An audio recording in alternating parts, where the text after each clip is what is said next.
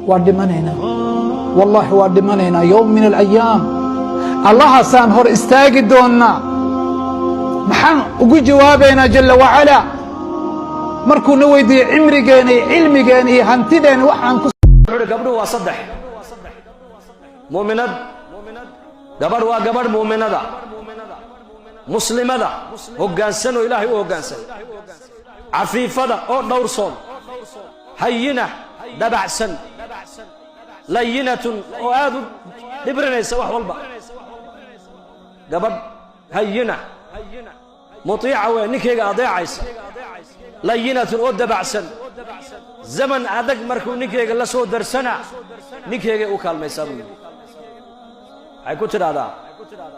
xaaladan adaga maanta nala soo daristay waan ka baxaynaa insha Allah waan ka baxaynaa adkayso u dhabar adag waxa yar u dhiibtay u yar